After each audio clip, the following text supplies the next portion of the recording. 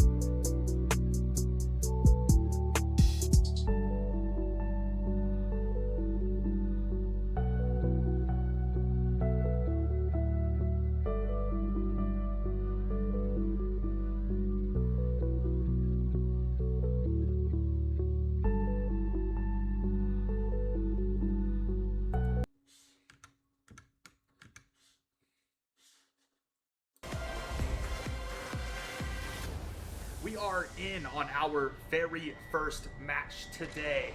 Gotham Chess YouTube thumbnails versus Walls and Aimbot. Ice Admiral and Darkwinged on the support line for Walls and Aimbot. Purple Kid and the Oyster rocking support for Gotham Chess YouTube thumbnails as we get a look on the initial compositions being pulled out. A mirrored support backline, Juno and Ana being utilized for both teams. However, a mismatch on the tank. I think that these are two of the top 3 tank players in our entire community draft. Brightino, a championed console player on the Orisa, and Stormgig, a heavy collegiately experienced GM tank player, or Masters tank player on PC, coming out on the Hazard. Orisa a bit of the advantage within this matchup as we begin to look at what these teams are going to be capable of doing. Stormgig pushing opposition, not wanting to take a great call though. Brightino will separate it. Nice work from the Oyster and Purple Kid to keep him up. Not able to find the angle that he is looking for. Pressure on the Sojourn does so much. Is able to find rails and Charlotte falls as well. Bride takes that as a great opportunity to lock his team into victory. And this will lead to a first capture for Gotham Chess. That is our red here. So he will get a wall off there. He will highly likely not be able to.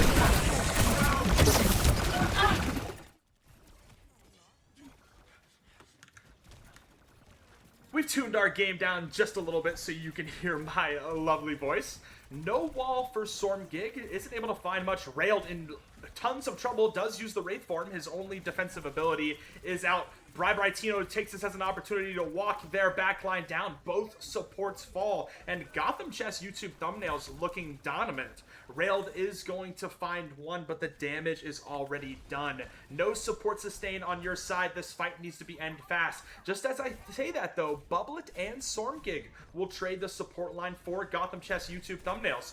The respawns will be in favor of Walls and Aimbot, and as long as they can get one here, it's likely they're going to flip this within their favor. And Orisa ult not able to find much, Kotick being the one who falls instead, and Stormgig will be finishing off the elimination on Brightino. And first, finally, we are getting progress for Walls and Aimbot.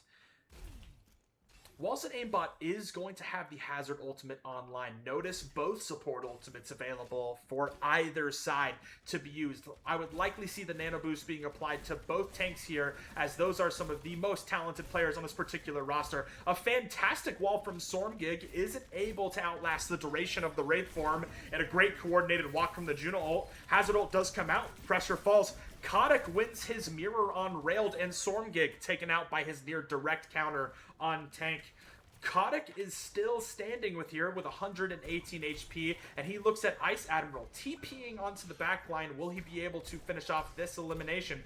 Points still not flipped, however, 40%, make it 41% on the board for Walls and Aimbot, but still a nice advantage. 41%, a Reaper ult online, and both support ultimates. Purple Kid did use the Juno ult, however. Pressure, a really early ultimate used. He's going to overcharge that railgun, but without the help, he will fall to great target calling from Walls and Aimbot, and this is what we were talking about as both support ults are used. Darkwing with the nano onto Stormgig, and Ice Admiral, a very powerful Juno ultimate, is going to secure this objective for them. And now you're in dangerous territory if you are Walls and Aimbot. You have to get 50% on our first part of Busan while still finding a way to power through a nano Orisa ult or a nano Reaper ult. The Oyster has the nano boost in his back pocket. Brightino opting to take the shield perk on Orisa, objectively likely the best option. Kotick likely looking for something here. Railed is going to kill the Oyster, though. That's no nano boost online. He will fall immediately back, however. Kotick needs to use this Reaper ult if he is going to win this for his team. Opting for the more passive option, I'm not necessarily disappointed by that. You have some time, 25% on the board. You can regroup still and get another fight on this objective. You do lose the nano boost, however. The Oyster, using it as he died, was not able to get the impact out of it that he was truly hoping for. The only ultimate on the board is Hazard ult and Kotick's Blossom. A second hazard ult is used nicely from Darkwing. It does cost them their life. And Kotick falls as well. No ultimate used from him, even though he had it nearly the entire round. Bribertino does fall to railed. Stormgig with 2 of his own in his ultimate. 99%. And even though Gotham Chess YouTube Thumbnails gets a early capture on this first part of Busan, a boot and rally from Walls and Aimbot is able to capture this and lead the series 1-0 on Busan specifically. I am absolutely loving our format that we have here. For those of you that are tuning in for the first time, maybe you watched our draft and maybe you didn't, but this is a draft tournament. These are not teams that have been scrimming forever and then came here for this level of competition. Every player was placed in a tier of high, medium, or low, and every team is made up of an equal amount of 2 high-tier players, 2 medium-tier players, and 1 low-tier player. So the skill gap between a person on your team and someone looking at the other end of your crosshair could be absolutely enormous. It's either a battle between titans or a battle between people who have barely opened Overwatch before. We have literally display every single level of skill within Overwatch 2 in this tournament, and that's what makes the format absolutely exciting. Purple Kid on the Juno here, a high-tier player for Gotham Chess YouTube Thumbnail. A little bit of a mechanical error, which is fine. It does happen. And again, Walls and Aimbot is beginning to feel this pressure that is being built up. No pun intended for the captain for Gotham Chess YouTube Thumbnails. After capturing that first point, a lot of what these teams have to go through is how can they rally together after not having any organized play together other than the past 2 days that they have been teammates, which was after our Monday night draft. They have to come together, become a concisive team that communicates well, coordinates their abilities, and can shot call targets and work together to eliminate them. And that is not a lot of time, my friends. 20% for Walls and Aimbot. Kotick switching over to the Bastion. Pressure on the Cole Cassidy. Likely to use that flashbang to make sure this on-run can't do too much damage. Railed, falling extremely low, is going to be eliminated by Bribertino, who's now going on to his very best character, the D.Va here. Bubblet does get antied. That is a nice work from the Oyster. It does cost him his life, however. Purple Kid's still up. 2 supports for Walls and Aimbot, but not enough damage to apply pressure. Domina for Stormgig is going to swap this over from the initial hazard that was ran on our first part of this map. Bribertino is in quite a bit. Only 1 support online. The Oyster likely back now. Kotick gets a huge kill on a high-tier player of Ice Admiral, one of the support characters for Walls and Aimbot. Taking that, we call that a stagger here in the Overwatch community. That is when you die extremely early or extremely late in a team fight that prevents the team from forming as a 5v5 fight. And instead, they have to start the next one with a disadvantage. Bribertino on the daycare center, making sure that his DM, aka his defense matrix, is protecting his team. A nice Juno ring. He wants to walk with this. The Juno ultimate is popped. Damage boost and massive healing out. Railed immediately falls to Pressure's flash bang with some help from his teammate. Bubblet, a little lost in the sauce, will go to get this mini on the other side of the objective. Pressure with some nice support from Purple Kid should be finishing that up. However, Nano Boost is out from the Oyster, hopefully being able to stabilize this to the very best of his abilities, and it doesn't look like he'll find much. They are able to flip the objective, however, but Walls and Aimbot wants to keep this for as long as humanly possible. The Darkwing saving the Nano Boost. Stormgig will be taking out Bribertino, and he's choosing to stagger this baby D.Va. A very common call from our high-tier players, I imagine. D.Va has 2 lives within this game. Their mech and their version of the pilot that pilots the mech itself. When you take out D.Va's mech, she pops out of it and has very limited health and damage. It is very common for when D.Vas get eliminated from their mech health that they will be kept as pets, you would say, as they are in their pilot skin and not much of a threat. Nice job to elongate the distance between fight. Stormgig is taking the battle to them. Pressure immediately falls to the massive damage of that Domina Crystal Grenade. Ice Admiral opting to pop his ult. Can Bribertino find it? He fights 3. That is both supports and Domina to fall for Walls and Aimbot. 59%. This will certainly be a fight win for Gotham Chess YouTube Thumbnails. Still in a really solid position, though, if you're Walls and Aimbot. You're already up one part of the map, and you have 98%. That is not much time after that initial fight win for them to rally and get to you. You only have to win one here, and then it likely will result in the rest of the map. Kotick opting to pop his Bastion ult extremely early, actually looking for a pick from spawn and not able to find much. However, Pressure does have the Deadeye, taking the major perk Silver Bullet, probably the best major perk for Cole Cassidy there. Still has the Deadeye up, a little bit of separation. Railed on the Emery is left side by Dojo, opting to pop the Deadeye. A Juno ring used to make sure he can move a little bit fast. This Domina is in huge trouble. Will they fall? Doesn't choose to pull the trigger. Bubblet stuck, is going to hit a nice concussive blast. Can Rail turn this for his team? Opting to try to kill Purple Kid, but the movement is too good. He is going to find 3, a nano boosted Emery ult. Purple Kid does have the Juno ult, but it isn't enough. He actually walks out of the duration of the ult as he begins to push this. It is only Brightino to attempt to win this for his team, but notice he does have the self-destruct online. That'll be a second life. Are they able to secure the elimination? They are. Bubblet will eliminate them. 99, 100% for Walls and Aimbot, taking that one as far as they could physically go. And Walls and Aimbot will be taking our very first map of Busan. A little bit of in-game lag there when you saw the frame, but on the Emre, you have the team captain Insane Dragon for Walls and Aimbot. This is no surprise, a 3K with the nano boosted Emre ult, a 2 birds, 1 stone charge shot you saw at the beginning there. Excellent play from this side. We're going to go into a very, very short break as we break down our viewership from what we just saw. I'll be showing you a bit of the exciting plays, why each team won, and what they were successful with. What did they struggle with? And maybe some adjustments that you can see based on the format here. But a great map win for Walls and Aimbot, as they will be discussing new bans and a map pick. Gotham Chess able to decide what location they would like their next conflict to be in.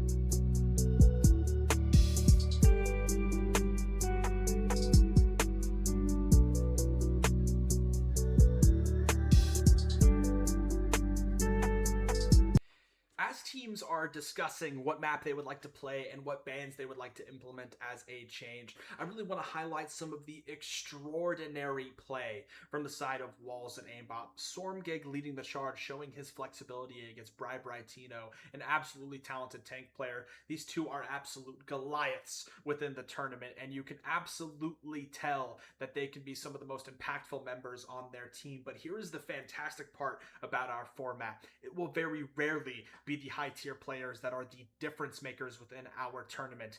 Their job is to just be as good, if not better, than the other high tier players within the draft themselves. But the gap between a Masters player and a Grandmasters player is not that significant. But when you look at our mid-tier and low-tier players, the gap between someone who just opened Overwatch for the first time yesterday and a gold-ranked player, now that is absolutely significant.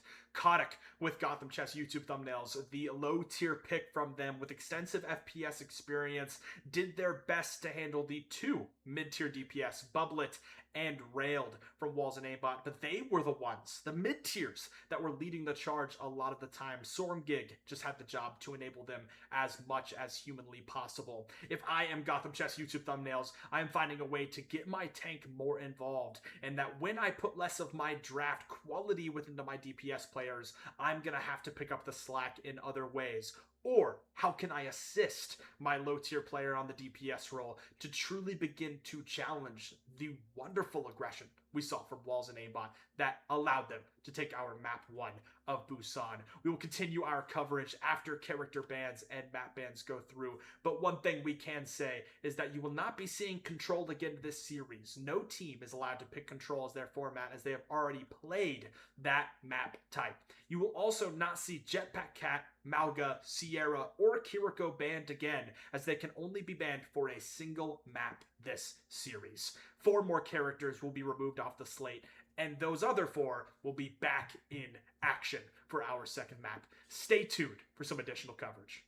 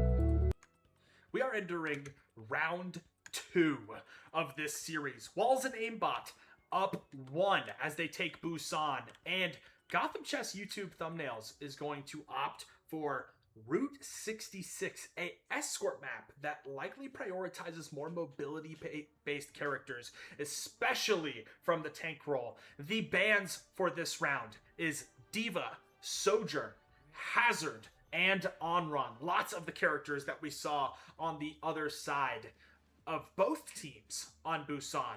Taking a look at the composition, we have Pressure and Kotick on the Bastion Reaper. Tons of damage to push out, especially with the turret form from Pressure. Still opting with the same backline, however. Purple Kid on the Juno, the Oyster on Ana, Ice Admiral on the Kiriko now. A fantastic Kiriko player from what he had within his draft profile that we got to witness on Monday. Bublet Enrailed, double hit scan. Sierra, a extremely powerful DPS character, especially with her tracking dart. Orisa, who's going to have to stop the aggressive dives from Stormgig on the Winston. And of course Stormgig, who put in his hero pools in our Discord channel, just Winton on his signature character. He is going to absolutely struggle against the composition that is being ran from Pressure and Kotick, but if we see anything out of these high-tier players, when you're a master of your craft, any sort of piece of paper could be your canvas. Rail falling extremely low. Brightino immediately opening this game up for his team. Not surprising he is leading the charge, as he is the frontliner for Gotham Chess YouTube Thumbnails. As he begins to push this hype, Bublet in a lot of trouble. Does get out, however. Turret form used by Pressure. Stormgig luckily has the jump to reset on top of the gas station here. One of the default dive reset spots on Route 66. Javelin him off. Kotick extremely low. Bublet does find the Oyster, however. The most dominant of the heals immediately taken out for Walls and Aimbot. No, excuse me, Gotham Chess YouTube Thumbnail. And both hit scans are raining terror as Bublet is going to open this game up. Both DPS down for Gotham Chess YouTube Thumbnail. Stormgig, realizing the situation that he is in, against a Bastion Reaper Orisa, he opts to just switch off the Winston and go the easier route. It is now on Sigma, a great all-arounder poke tank that joins our cast here in the Union Community Draft Tournament. Sierra pushing out tons of damage, lights Brightino up. A great drone is going to be able to leave only on 25 HP, however, and Darkwing slightly out of position is going to fall by Brightino. They have to keep him up, however, as Pressure keeps the pressure up, taking out Railed. Kotick, a nice TP. Bubblet does eliminate 2, however, make it 3 on the Sierra before being taken out themselves. Anna down with both DPS. He has done this job. And Brightino, though, is not ready to say quit just yet. He has cooldowns, and Stormgig is up against the wall right now. 300 HP and declining. He gets separated from his team a little bit, and Brightino chooses not to walk. Fairly smart choice, as their team has extremely close respawns. Railed chooses to flake with the pistol. Every bullet he hits from this is going to be a little bit of lifesteal. Taken out, though, by Pressure's Bastion ultimate. The Oyster here to use his nano boost, likely going to be put on Brightino, who will be walking them down. Pressure flanks, nice awareness from the Oyster to keep his back line hit scan alive. Even though he has aggressive positioning, he makes sure to leave no man behind as they begin to clean up the rest of this first part of Route 66 as they head into our second portion of this escort map. Darkwing, a nano boost online, and Brightino, the Orisa ultimate available. We also are likely going to see that nano boost Emre combo again. They had so much success with it last time, and I don't even have time to explain before we're able to keep up with Brightino's aggression. Bell is used, does find Bubblet, Darkwing falls first, and he is going to continue to push the advantage. This is exactly what I would want to see out of a high-tier tank player. Do not give the other team a chance to even breathe. Get aggressive and end these fights early. Excellent job from Brightino. Kotick now with the Reaper ultimate online. Hopefully he learned his lesson from Busan. He's got to get this ultimate out. An ultimate that you hold for multiple fights is an ultimate not used. It doesn't matter if you die doing it. You need to get value with your most powerful ability in your kit. That is the only thing they'll really have along with a Juno ultimate. Nano boost out, and we predicted correctly the nano is on our Emre. Is he able to find anything like last time? Pressure is going to fall. A charge shot on Purple Kid. Bubblet, nice job supporting your hit scan duo there as 2 are eliminated for Gotham Chess YouTube thumbnails. Unfortunately, the Oyster staggers himself within that small building there under the bridge. Nice little nade jump from the captain for Walls and Aimbot. The Sierra ultimate, a bombing run available, along with likely one of the best ultimates in the game. A Sigma ultimate that will see everyone lifted up in the air in a radius and come back down with half of their HP eliminated. Likely see a combo between the Sierra and the Sigma ult here. 4 online, however, for Gotham Chess YouTube thumbnails. A very coordinated rotation. It absolutely catches the Emre off guard as they begin to take this high ground. Ice Admiral doing everything he can. Does build the ultimate here. Does he opt to use it? No. Stormgid taking a defensive position. Nothing falls, however, as this team is absolutely stacked on top of each other. Stormgig, excellent angles that he takes, is able to poke this team down with a 3K elimination. I really loved the rotation we saw from Gotham Chess YouTube thumbnails, taking this team off high ground and utilizing that Juno ring early to rotate as quickly as possible, but they have to continue the aggression. They just can't stop. Look at how much damage Walls and Aimbot can do from a distance. The Sigma and double hit scan will absolutely shred a team if you are not careful. If I am Brightino and Purple Kid, my high tier players for Gotham Chess YouTube thumbnails, I'm sending my team into their faces as quickly as humanly possible. Brightino immediately will be taking out Railed. Bubblet takes out Purple Kid, however. The support kill a little more valuable. This team is holding this high ground excellently. Bubblet and Stormgig up here. Stormgig not going to be able to help his team much from a defensive standpoint up here, but will be able to rain damage down from above. Pressure opting for the Bastion turret to shred the Sigma shield. Not going to be able to find much other than that, though, as this team chooses to play defensive. The bombing run almost does take out Pressure. Kotick underneath here. Great aim is going to take out the hit scan duo from the other side. Bubblet still alive. A 4v4, 1 DPS down on each team. Stormgig uses hands, and Purple Kid is being ran at by Bubblet, a very, very talented John Brown University in Siloam Springs, Arkansas recruit who will be joining their roster in the fall. Now, we need to stay on the objective here. Gotham Chess YouTube thumbnails cannot leave no matter what, but it doesn't matter when you don't have a warm body to put on the cart. Capping about 2/3 of the second part of the map. A pretty solid showing from both teams. This is about as even as it gets. As we get our first glimpse at the scoreboard here, as we are now switching sides on the map, you have to be impressed by a few of your players here, particularly Bubblet. Again, a mid-tier pickup for this team with 7,000 damage, no assists, meaning he eliminates every single thing that he looks at. 14-3, a nice KD to show for it. 12-2 for Stormgig. Excellent work by him. For Gotham Chess YouTube thumbnail, this isn't just another stat pad game for Walls and Aimbot. Brightino, 16-2 with 10,000 damage. Pressure doing his best to follow suit with 13-5 as the damage and elimination. Kotick really struggling to get on the scoreboard, even though he is 10-5, extremely low damage numbers. We have to find a way to get him active. Purple Kid with a nice 8,000 healing in 6 minutes and some change. As we have flipped sides here, how this mode works is that you only have to capture to the distance the previous team pushed the objective to.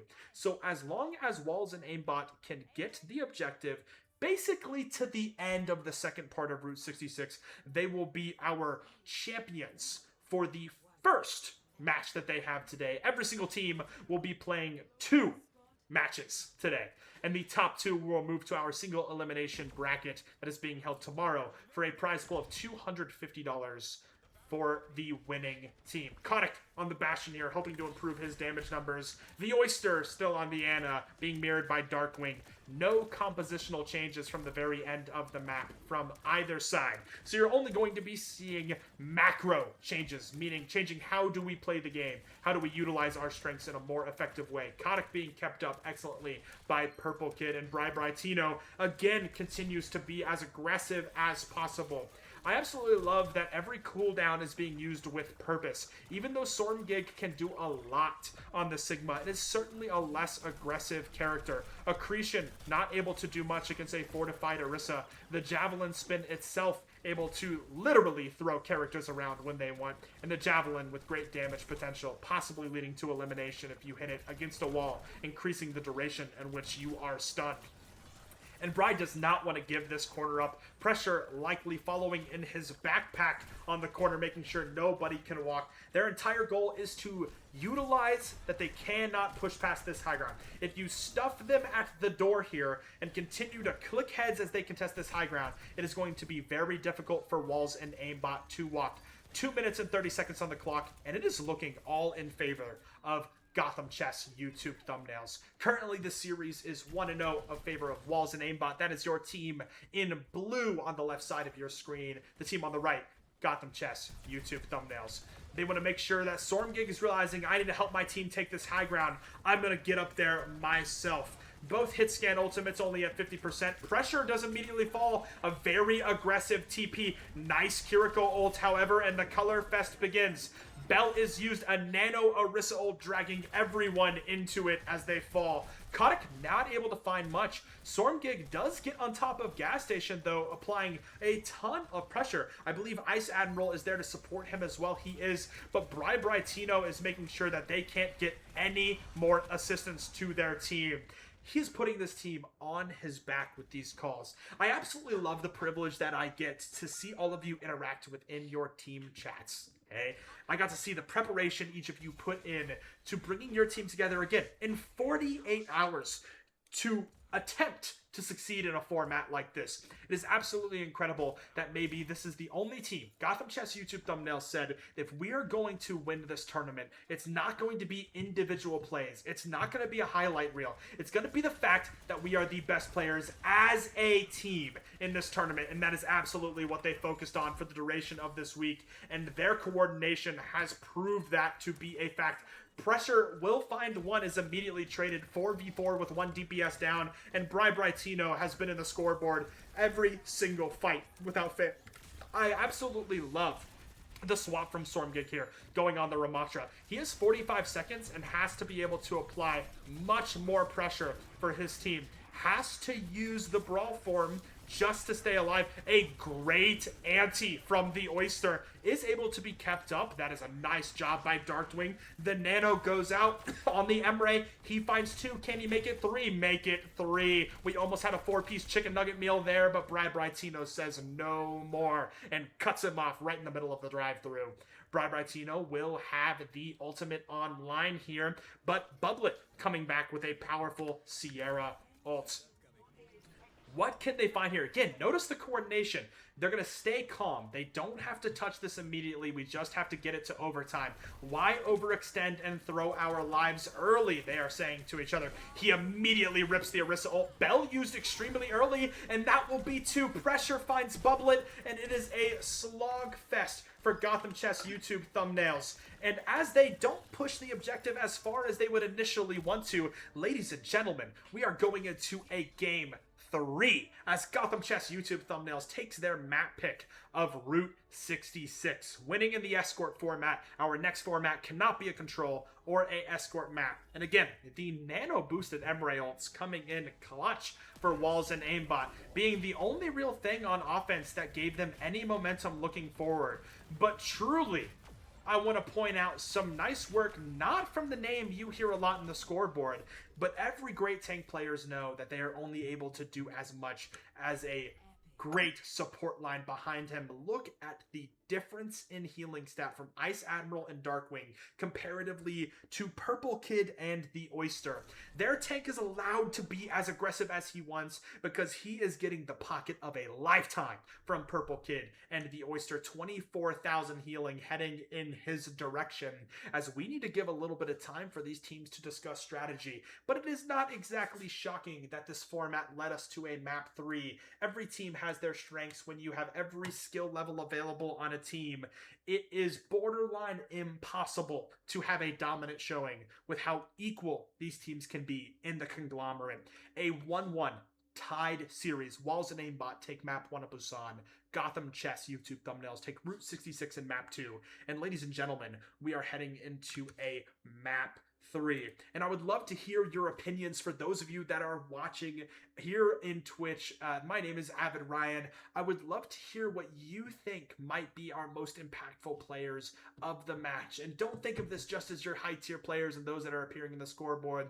Most of the teams that are going to win this tournament, the ones that are going to take it all the way, are not the ones with the objective best players on it, but are the ones where if you go into the draft, what is the diamond in the rough? What is the unranked player with thousands of hours of FPS experience? What is that mid-tier that is hanging with these high-tier damage players that everyone thought would be running this tournament with their mechanics?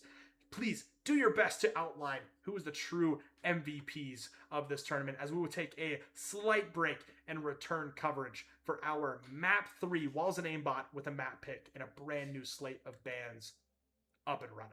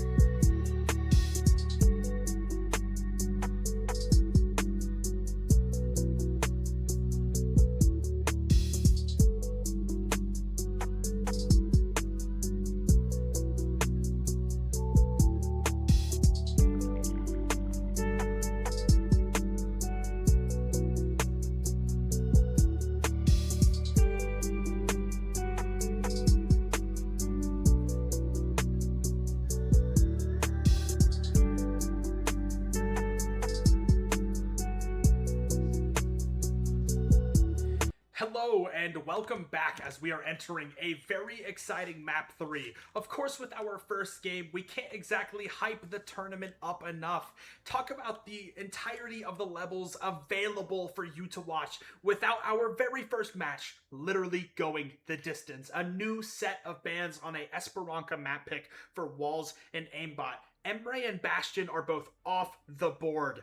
Two DPS that we've seen from both teams at this point, with Orisa, Brightino's absolute baby, being taken away from him, and a lot of the reason they were able to excel the way they did on Route 66, and Winston being removed from Stormgig, who attempted to run it on Route 66, but was heavily countered by circumstance, a Reaper Bastion duo from Pressure and Kotick. Kotick now opting for the Soldier with his precious Bastion taken away, Brightino on the comfortable Diva, which was banned on Route 66, and Bubblet on the Onron. Stormgig on the Zarya, a Reaper Zarya combo, an absolute wonderful pair. We are in map 3, ladies and gentlemen. This is a winner take it all scenario on Push Esperanca.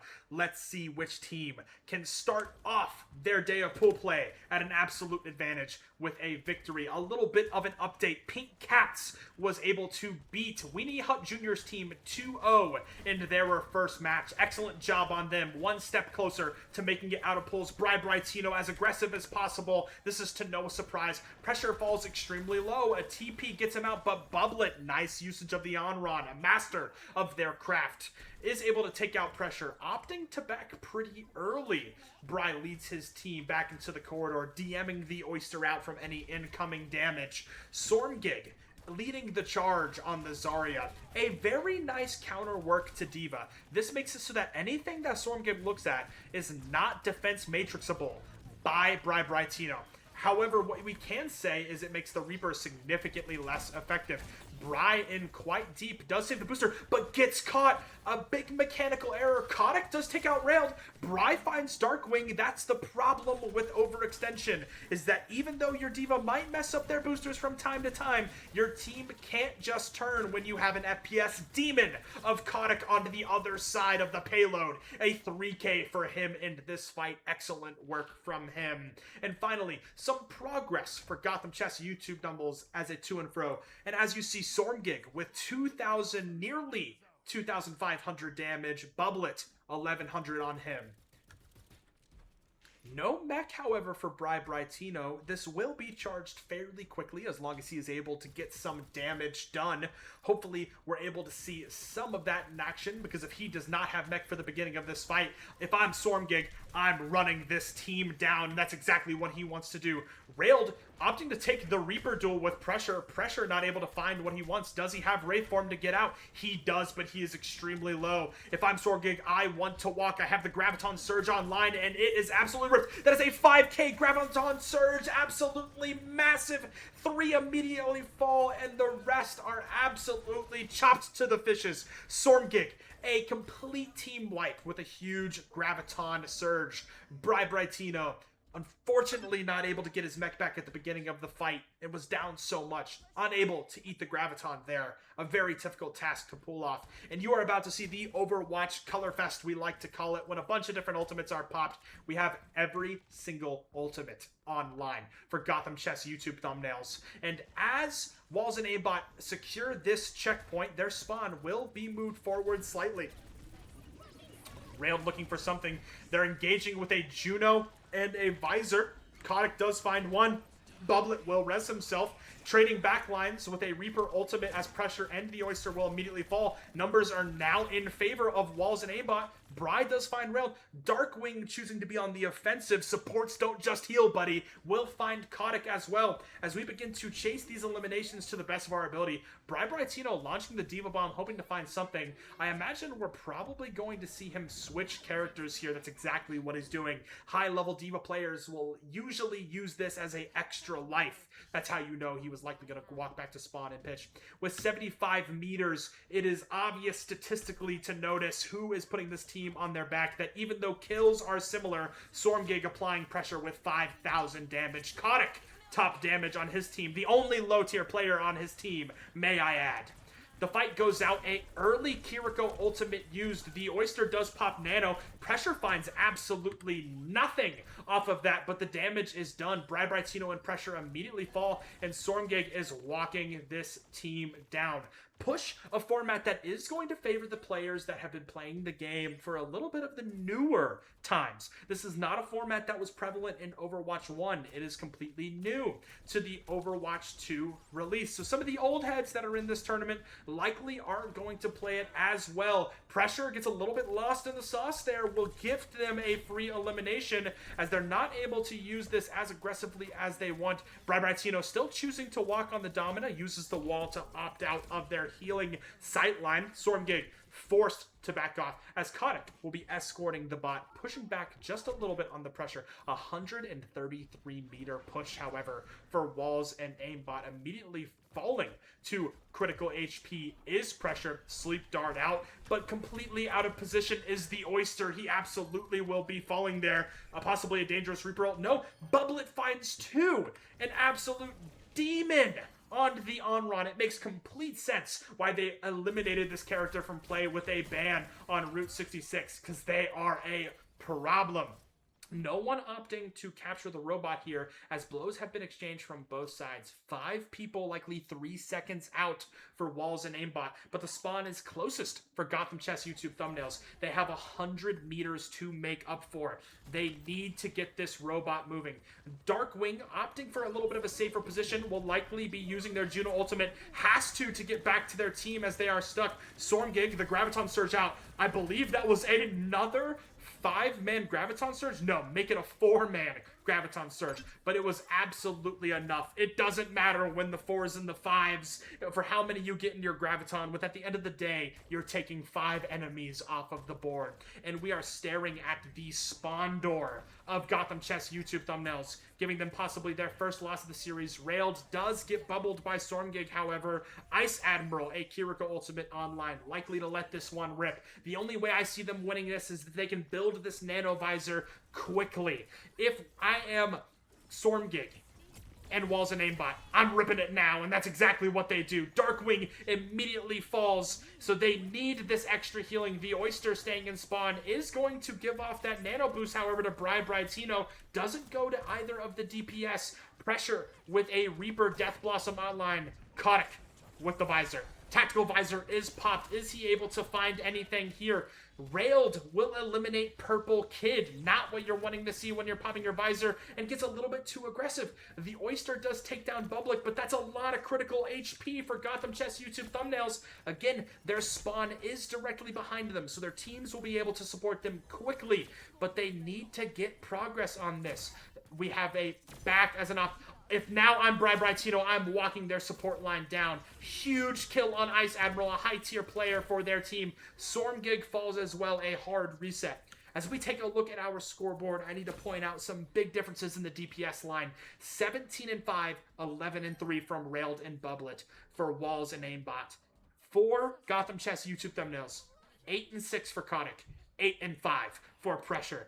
We have a DPS duo domination occurring off the back of some extremely aggressive Stormgig play, which is why he has done 10,000 damage in our 7.5-minute game so far.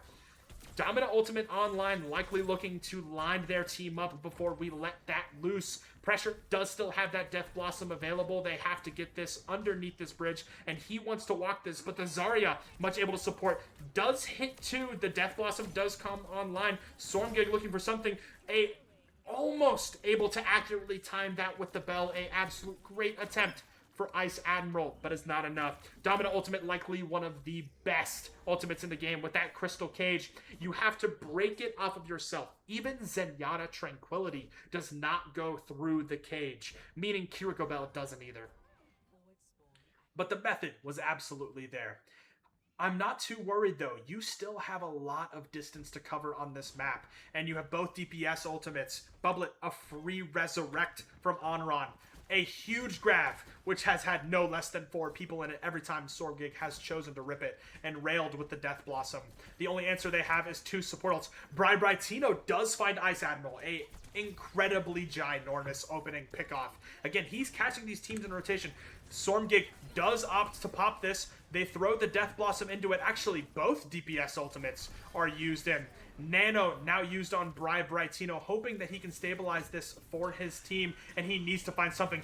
Pressure, though, does find Bubblet. Darkwing also falling themselves. But notice, we do not have a fight win for Gotham Chess YouTube thumbnails. We invest a lot into that fight. We invest the Death Blossom. We use the Nano Boost.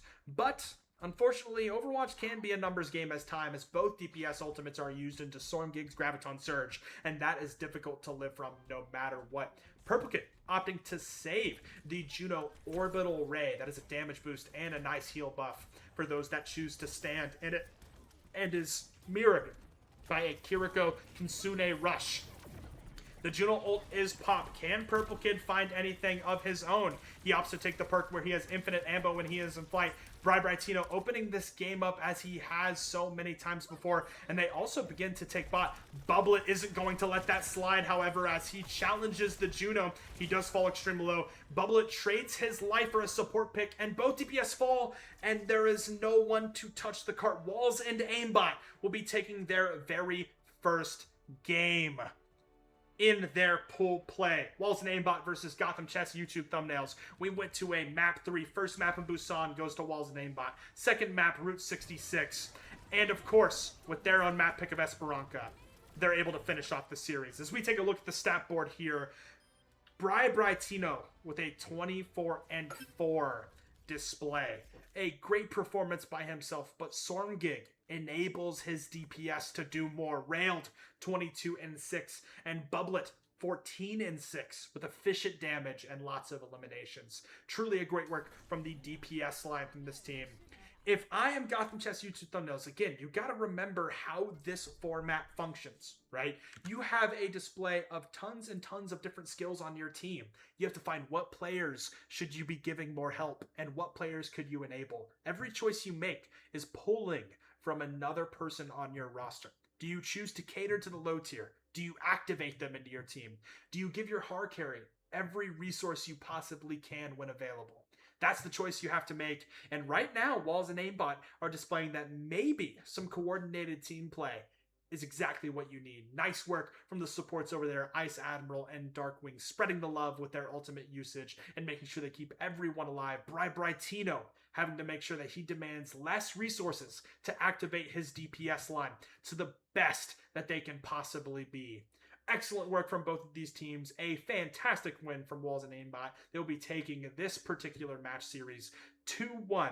Please stay tuned. Our next match is Shiba Supremacy versus Weenie Hut Juniors. Weenie Hut Juniors has already received a 2-0 loss to the Pink Cats, but an absolute talented roster from both sides of this team. If you take a look at our preview, you're going to have Cloud Streaks, an extremely good DPS player, possibly the best DPS player in the entire tournament, opting in on the damage. Maz supporting him as well. Husky and Rev, a talented former collegiate player who played for John Brown University, which is the Hawks' former collegiate team, followed by Shadow Spartan, who is also a top 3 tank player in the draft. If I'm looking at these teams, I believe the moneymakers are going to be made in the support line. Bacon's gonna be able to hold his own. I don't expect him to necessarily win the matchup against Shadow Spartan TD, but he will be able to hold his own. He has the competitive experience. He's a fantastic Marvel Rivals player. He's going to hold off the aggression that Shadow Spartan wants to bring out. But what you have to see is from the low tiers here. A low tier player like Pack Openers, who hasn't played Overwatch too much and on the support, and Jaleon, a captain in the tournament who, until he was a draft captain, had not played Overwatch before. We're going to need to see them be as successful as humanly possible for this team to find success. If Weenie Hut Juniors loses this, they are essentially a guarantee to not make it into bracket the next day. My name is Avid Ryan. It's been an absolute pleasure to bring you this coverage of our match 1. Congratulations to Walls and Aimbot taking the series 2-1. We'll be taking a small break, and even though that match said 7:30, we're going to try to get you guys some action as quickly as humanly possible. So we will be back here at 7:05 for our next streamed match. Thank you all for tuning in. It's been an absolute pleasure. Continue to make the Twitch chat active as I'm gone, and we'll make sure to run some other polls to see if our predictions can be right. And for those of you that were wishing for Gotham Chess YouTube thumbnails to pull it out, I imagine they'll be making some changes. I would not count them out of the tournament just yet. Excellent work by them. This is Evan Ryan. I'll be talking to you soon.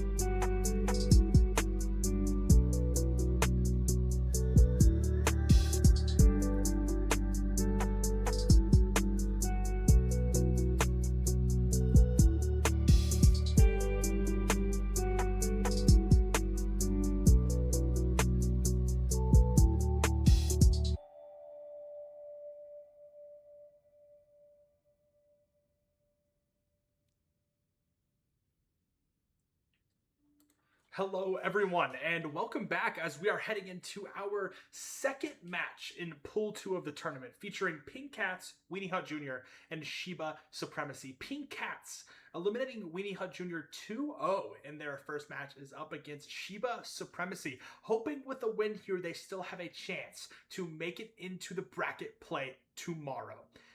This is going to be an absolute thrilling match. I have to point out the past relationship of Cloud Streaks and Shadow. Shadow, a fantastic tank player for Shiba Supremacy, a captain of their team, and Cloud Streaks, a incredibly prominent DPS player who is on Weenie Hut Jr., who will likely be giving some friendly harassment to their former teammate that they've had the privilege of playing in. And we will be going into our match extremely shortly. And as we do, I cannot believe the match one we just got to witness. A map 3 series where Walls and Aimbot was able to take this series over 2-1, barely squeezing in a win. An absolute tough match. We can see if we can replicate the closeness here as we head into our first map of Lijiang Tower. What you are likely going to be seeing here is Megan Bacon and Shadow in the tank mirror. Things could change as Bacon did let us know that, hey, we've changed a few things up and we have some surprises in store. And it appears this is the surprise indeed, with Cloud not going on the DPS this time, but in fact now opting over to the tank, mirroring his former teammate Shadow on the Zarya. No enemies, and Rev, a fantastic hit scan player on the Emre, a powerful hit scan within this match. Jizzle G on the Kiriko, Pack on the Moira, Mr. Osor opting for the Wu Yang, Maz on the Lucio. We have a full compositional switch up for Weenie Hut Juniors. Let's see if it is going to pay off against the Titans. That is Shiba Supremacy. Shadow opting for the immediate aggression as he probably notices his former teammate on the mirror, Junkrat, and Torbjorn, the DPS line for Weenie Hut Jr. And if I could not say that is a Weenie Hut Jr. play, I truly do not know what else is. No enemies, looking for something cheeky with the initial pick. Doesn't have the raid form. Nice use of the Shadow Step, however. That is the only reason he survives that interaction. Ravel hoping to click on some heads here. Not able to find anything. Bacon on the Junkrat is able to find an elimination of his own as Weenie Hut Jr. has control of the objective. This is going to be extremely difficult for Shiba Supremacy to take. The Junkrat and Torbjorn damage can be extremely deadly if your positioning is lackluster. You have to avoid these Junkrat mines at all costs. Closest ultimates, Clout is 70% to that Graviton Surge. Maz shortly follows. Jizzle G will likely be the first ultimate online with his Kiriko ultimate. Ravel and Shadow, though, immediately find two. No enemies is going to take out Bacon. And as Shiba Supremacy does choose to walk this and opt for the aggression, they will end up flipping this objective. 38% to the favor of Weenie Hut Juniors. A Graviton Surge online. A Riptire short to follow. Jizzle G on the Kiriko will have a Kitsune Rush. Again, probably one of the best ultimates in the game, especially in the support category. It's not close. An early grab, possibly looking for a solo grab there. Who has the damage here? Just the two headshots on Clout and Megan Bacon. Shadow ending up on top here with an exchange of Graviton Surges. Jay Leon has to be careful. Bubble is used on no enemies, choosing not to push this aggressively. But they're in a great position here, only having to use the Graviton Surge to win that. Clout loses out on the mirrored ultimate in that exchange. Rev and the Emery ultimate online can be deadly in the right hands. Likely has the first perk as well as we take a look at our... Never mind, we don't have time to look at our stats as Rev is a living highlight reel. Finding one, no enemies takes out Bacon. And the DPS line is what begins to open this game up. Rev challenging Jaleon's Torbjorn. No enemies likely to find the elimination there. And he does. 60% for Shiba Supremacy. A single death between the entire team. No enemies. 7-1 with 1,600 damage. Rev 8-0 with nearly 3k. Shadow slightly above him. Only 800 more. And only a single elimination for Megan Bacon on the Junkrat. We pop the Reaper ultimate quickly, likely a Zarya bubble to go with that. A slight miscalculation for Making Bacon isn't going to find Rev with the Riptire, but it doesn't matter as Shadow and No Enemies team up for a 5-man team wipe. And now, Cloudstreaks will be swapping over to the ball, hopefully to get a touch here, just to keep this map going for a little bit longer. The Wu Yang ult, it will be popped on it, however. Jizzle G does fall to the Wu Yang ult, will be eliminated. No Enemies takes out Mr. Osor. The Emre ultimate is used. Can he find anything here? Maz in trouble, tries to wall ride to safety, and falls to a gigantic Emre energy blast. Clout, the only one on his team, currently here to help. Making Bacon slowly trickling in behind, has to fight a force of 4, does not. 99% to 38% Shiba Supremacy taking the first part of Lijiang Tower. A pretty dominant showing from the team led by Shadow, their team captain. Taking a look at the scoreboard here, this is a very, very different than the match that we just previously seen. A map 3 where statistically could have gone either way. We only have 2 deaths on the side of Shiba Supremacy, with Jizzle G getting taken out by a Wu Yang ultimate and No Enemies getting a little bit lost in the sauce with the initial fight, but still 17 eliminations to his name. Revel and Shadow, deathless, leading the charge against their team. We're going to need to see some big changes if you are Winnie Hunt Jr. to stay within this series. Making Bacon opting to play on the Junkrat, still with the Jade weaponry, showing his proficiency for a little bit. Maz on the Zenyatta, Mr. Osor on the Kiriko, probably the best support in the game. Doesn't notice that there is a Reaper directly next to him. Making Bacon is going to fall, hoping that this Discord Orb can be the difference maker. Cloudstreaks now on the Domina, using to push out tons and tons of damage. Shadow immediately finds Maz, however, and this is a slaughter not in favor of Weenie Hunt Jr. Rev and Shadow, the 2 high-tier players on their team, leading the charge yet again. But I truly want to point this out, a difference in strategy. I absolutely love Zarya from the tank line because you can play her in 2 extremely diverse ways, right? You're either going to be opting to use these bubbles for your team, enabling a Reaper or some other character that's supposed to get in someone's face, possibly like a Venture or even other ultimates being used like a High Noon, or you can use all these bubbles to yourself, stay high energy, and walk the other team down. Both can be successful options depending on what you want to run. And right now, Shadow is using it as an opportunity to enable his team, as he is 10% to another Graviton, make it 5%. Mr. Osor does have the Kitsune Rush online. If I'm him, I'm using it to keep my team up and be aggressive.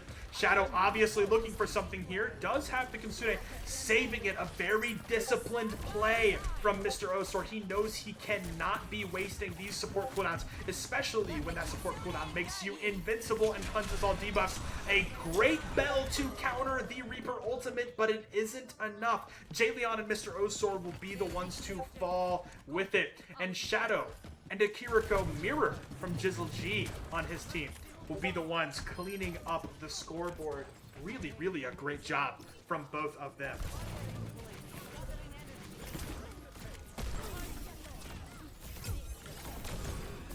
An absolute fantastic job so far from Shiba Supremacy as they continue to dominate.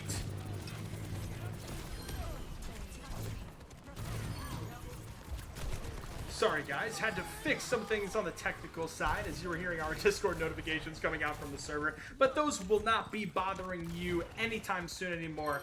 Only 10% stands between Shiba Supremacy from taking map 1 Lijiang Tower in a truly dominant performance. No Enemies decides to chase somebody into the pit just to make sure that they were down for the count.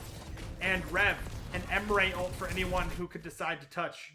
A 2-0 victory on Lijiang Tower for Shiba Supremacy. Quite the performance from a team that we had high hopes from within our draft grades.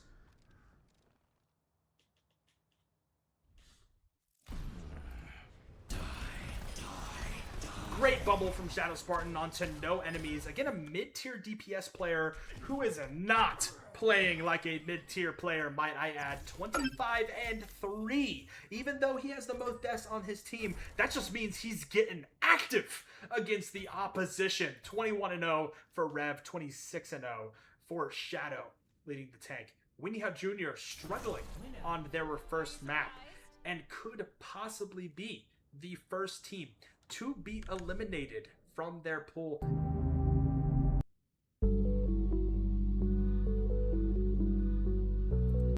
And I truly cannot speak highly enough of the team play we're seeing. Again, this format requires people who maybe have met before or maybe don't know each other at all to come together in 48 hours in a heavy team reliant game and somehow find a way to be competitively successful. That is not an easy task, and I think, to be transparent, it's showing here. We get the privilege to get to see all of the team chats and VCs. We know which teams are practicing, which teams are doing eternal scrims within our Discord. And Shiba Supremacy has been doing a lot of work going into the tournament, while Weenie Hut Jr. maybe struggled to get together and form some synergy and teamwork beforehand. And I truly believe we're seeing the difference of just those 2 days of work can make if you do not take a competition like this seriously. We're going to throw you over to our team preview screen for just a little bit as we have a new set of bans being unleashed in our second map and a Weenie Hut Jr. map pick, possibly being the difference maker and keeping them alive within this series. It has been a pleasure to provide you this first map as Shiba Supremacy takes it 2-0 on Lijiang. We will be looking forward to what our next map will be and a new set of bans to complete this series.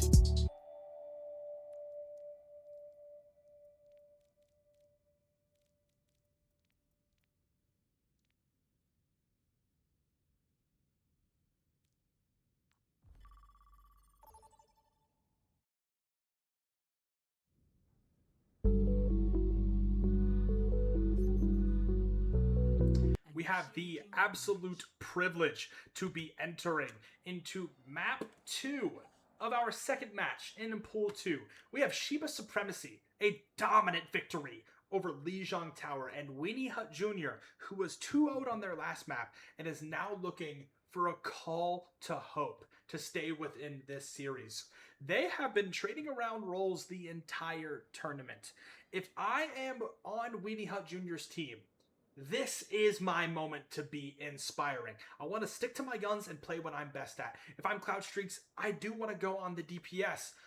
But we do get a look at what that will be, and that is exactly what they do. Excellent. Clout now being on the Tracer, Jayleon on the Soldier, Mr. Osor opting for the Mizuki, hoping that that powerful Mizuki chain will be a great counter to the expected Shadow D.Va, likely his very best tank that he has. No enemies, however, on the Vendetta, an extremely explosive dive-like character who can be very deadly in the right hands. Rev, a talented hit scan player, is on the Emray, Jizzle G on the Juno, and Pack on the Moira. As we enter into map 2 of this series, will Cloudstreaks be able to do enough for Weenie Hut Jr. to keep this team alive? I guess we're going to find out exactly right now. Setting up for the flank, looking to attack this high ground. Doesn't get much assistance from his team, however. A nice peel. Shadow attempting to find something here. Does stay at full health. Bacon falls exceptionally low. And this team is stacked on each other extremely well. Will they chase this low health Winston? They want to, but his supports are doing an excellent job of keeping him up. No one at advantage yet until Rev finds a pick on his fellow hitscan. Jayleon a little out of position. Shadow finds Maz. Clout will take out Pack though.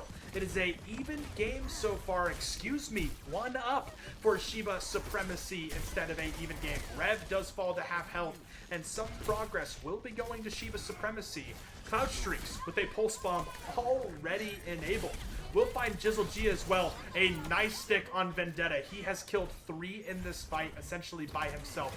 Bacon and him need to sync up to make these dives more effective. It doesn't matter if you have a D.Va. He can't look at the Winston and you at the exact same time.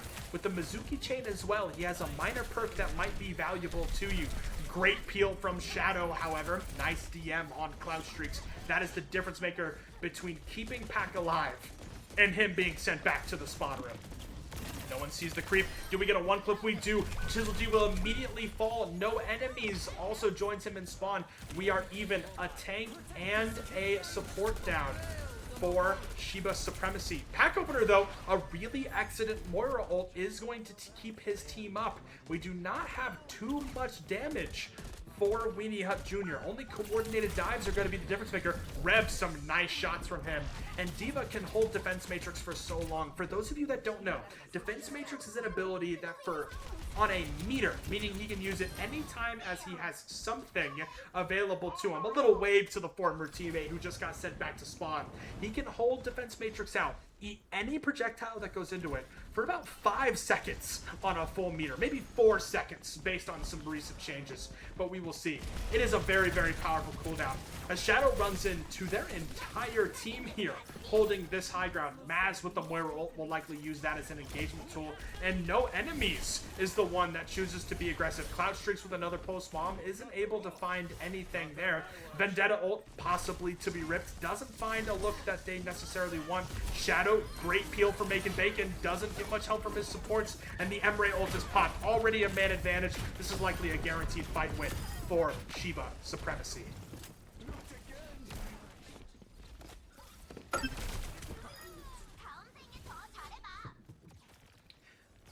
As we take a first look at our stats, it is very much in the favor of Shiba Supremacy, but the progress on the payload is not. Rev 8-0, Shadow 8-0 as well. Their high tier players are absolutely putting on a show today. But they've just now gotten this to the first checkpoint, even though on the scoreboard itself, it looks like a much more one-sided victory. Nice work from Weenie Hut Jr. to keep themselves in the game by prioritizing the actual thing, that gets you to win the match. The objective. Can Vendetta find anything with the ultimate? A nice chain hit in the air, however, isn't going to stop him from losing his life. Mr. Osor sent back to spawn. Shadow takes out Bacon Bacon on the tank counterpart. Maz finds no enemies, but the damage just might be done. They have to keep Clout Streaks alive, but he has no supports to heal him up. He has to back all the way to find a health back, as Shiba's Supremacy continues to dominate here. 90 meters and pushing. Cloud Streaks cannot die here, as he might be his team's only hope to stay within these series. Shiba Supremacy in their first match in their pool against this team that you see here, Weenie Hut Jr. needs to find something to keep him alive. The Pulse Bomb online, along with the Tactical Visor, a aimbot ultimate that Soldier 76 can use. No enemies choosing to take this duel. Not a stick on the Pulse Bomb, a very difficult ability to hit. Shadow does have the Diva ultimate online, a second life, and great focus fire. No enemies and Shadow. That is a communication diff, my friends. It was calmed likely by no enemies. The Vendetta player, where Cloud Streaks was, Shadow, knowing he was likely the biggest threat to their team, enters in and eliminates it. The bans on this map are Zarya, Domina, as well as Kiriko is off the board, and Bastion within this. So we're relying on some excellent Diva play. We're focusing on tanks that aren't your carry potential. Domina and Zarya, likely the two tanks besides Mauga that do the most damage in the entire game. And Shadow assassinates Jayleon in the backline. Rev with a Emre ultimate online does find Maz. Cloud Streaks the next to go. And this is a slaughterhouse. Two ultimates used with the Moira Coalescence and the Emre Overdrive is going to continue to push this robot just a little further. Mr. Osor with the Mizuki ultimate, that will prevent any projectiles from entering into the ultimate from those standing outside of a barrier. And Shadow finds Maz. I'm loving this from some of our talented tank players. We saw it from Braibaitino, we saw it from Stormgig, and of course we're going to see it from Shadow. If you get out of position, if you choose to walk forward just a little too far comparatively to your team, it's gonna cost you a team fight. Rev finds Jayleon in the exact same fashion, proving that he's the better hitscan in this fight, and he should be. A high tier player should be beating a low tier player within this game. And Cloud Streaks is identified on the Tracer, that high ground to your left. Notice Shadow immediately chooses to challenge him, and we take the Sticky Grenade perk, which does 40 extra damage if you stick an opponent, as Mr. Orser gets to hold that explosive a little close to the chest. Bacon Bacon with the Annihilation is going to find Jizzle G, however, as the robot starts to be taken away from this main part of the map. Will Rev fall as well? He doesn't. The lifesteal from his pistol enabling him to stay alive. Finally taken out by Cloud Streaks. No enemies as well. And this is a scrappy fight. No team truly comes on top here, as Shadow and Cloud Streaks are the only two members still alive in this part of the map. And Cloud Streaks opting to just steal the bot away. He knows if he can get any progress pushing this bot away from the check mark you see in the top of your screen. It doesn't matter how much you push the bot when it's in the middle of the map. You have to progress the total distance of the objective for it to be any sort of advantage to you. Shadow's still alive. The self-destruct line as Bacon Bacon goes to the Roadhog. A very explosive tank with a grappling hook that can pull people into him if he hits it. A hinder from the Mizuki, that's going to allow people to do 30% more damage to him, and that's the Mizuki ult we were talking about. Nothing able to enter. Probably a counter ult to Reb's overload that he pops, as it provides a safe cabana for anyone standing within it. But it doesn't last too long. Mr. Osor in danger, likely dead. Great DPS targeted coordination from Rev and no enemies. I'm loving what I am seeing from this freshly made team. Bacon Bacon, however, will punish the overextend from Revel 1 on the Emre, as they hope to get a little more progress on this map. Pack with a Coalescence pop, keeping his team alive in response to Transcendence, the most powerful healing ability in the game, and great timing too. We Juno ult in response to the Transcendence, but wait until our Coalescence has faded away. We don't need to double stack the healing. We're not in that much trouble yet. Jizzle G, keeping his team in the aggression here, is going to cost himself a nice little trip to spawn. Mr. Osor, a very talented player for Weenie Hut Jr., has been keeping Shadow in check with these chains. not really missing many of them at all. As still minimal progress to push this past 100 meters is shown from Shiba Supremacy. But I want to point this out. Just because they're not pushing the bot forward past their mark doesn't mean it's still not a good thing for them to hold it here. We still have to see 70 meters created by Weenie Hut Jr.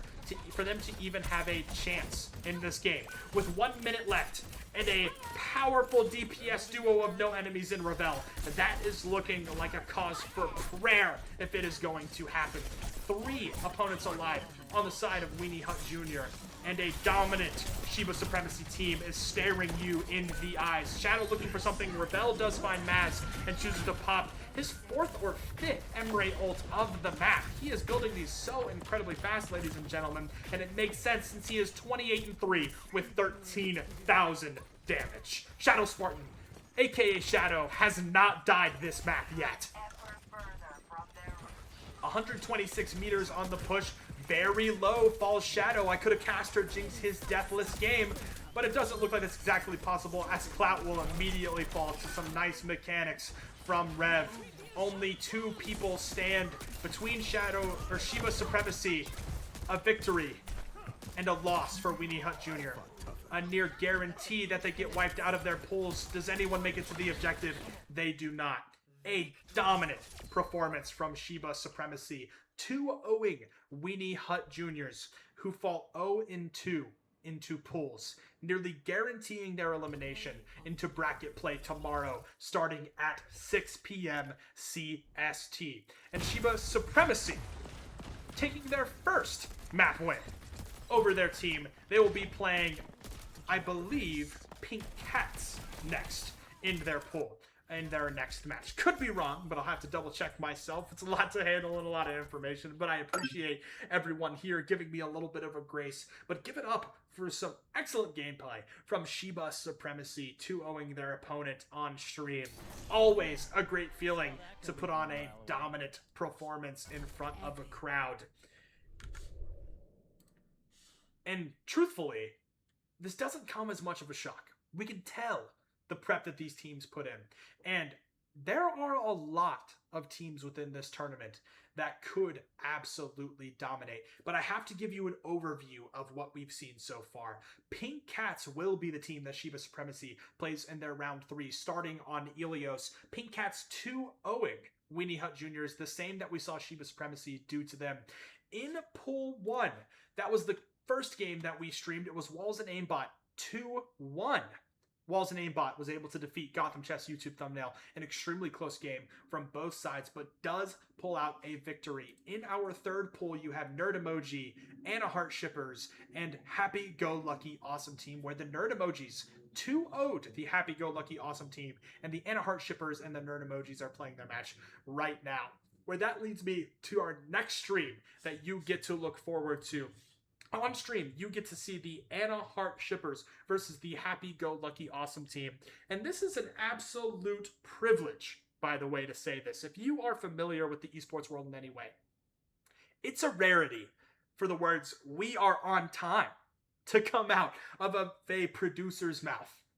It's a near impossibility to say that we are way early within our matches. So, we're going to be putting y'all on a little bit of a break. If I were to predict when we are going to have our match 3 starting, I would say it's probably going to be between 8 o'clock and 8:15 as they are currently playing their match. They want to keep their blood pumping, keep the adrenaline going, and it will be an absolute thriller of a match. You better be here to see these two titans face off and to complete our last match coverage of the night. I will be sending y'all over to your waiting screen, but it has been an absolute fun to be able to stream both of these games, who are vastly different. Possibly the closest match that we could see in the entirety of the tournament with Gotham Chess and Walls and Aimbot. And then a dominant performance from Shiba Supremacy against Weenie Hut Jr., who has now been knocked out of bracket play for tomorrow. in our match 3? Are we going to see a team that won it at the draft board? Were they able to pick the roster that they wanted? Where was success was not defined by the work you did over the past 2 days, but within the skills of the players you were able to craft on Monday? Or are we going to see a team of not only talented individuals, but a team that works so well as a team together that they've come together in 48 hours and function just like a high-level competitive team? You're just going to have to stay tuned and find out for yourself. My name is Avid Ryan. It's been an absolute pleasure to be able to provide this cast to you. And stay tuned within our stream for us to give you updates on when we will be streaming our Match 3, the Happy-Go-Lucky Awesome Team, against the Anaheart Shippers. Thank you.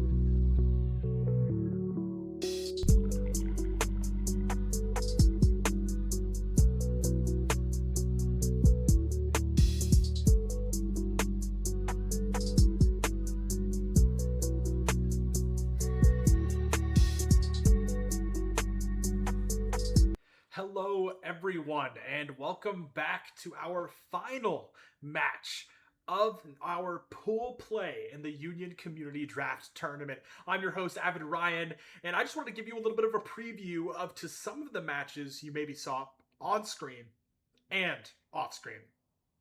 Big congratulations to both the Nerd Emojis and Walls and Aimbot, who have gone 2-0 in their pools and are nearly guaranteed to secure their chance to play in a Grand Championship match tomorrow in our bracket. The top 6 teams, aka the top 2 from each pool, will be advancing to tomorrow in a single elimination bracket. And the top 2 of the top 6 teams get to secure themselves a bye. The Nerd Emojis already have an extremely high chance as they 2-0 both of their opponents in pool play. Walls and Aimbot, however, does secure 2 victories today, both of which were 2-1s. One over Kittens Crusaders, and the other one you got to join us for in our first match against Gotham Chess YouTube Thumbnails. This match, however, is the last chance for both of these teams to qualify into the bracket tomorrow. Whichever team wins this absolutely makes the bracket tomorrow. The team that loses, however, does not advance till Friday. So not only is it our very last match of the stream, but it is a high-stakes match at that. And let's take a look at some of the members of our squads. On the happy-go-lucky awesome team, you have the high-tier picks of Hawk and Shiro. Shiro, an incredibly talented DPS player who is champion on console. Hawk, a collegiately experienced, highly competitive support player, Master's Peak, who will likely be locking in kind of the flex support of the map. Their mid-tiers, Tusk and Hard Enchanter being the captain of the team and the one responsible for me stumbling over my words every time I get to read this team's name, are your mid-tiers, joined in by Retro Ripper, a friend, actually, of the captain of Anna Heart Shippers, formerly a Valorant player, has brought himself into the Overwatch madhouse that is a draft tournament. He is their low tier ad.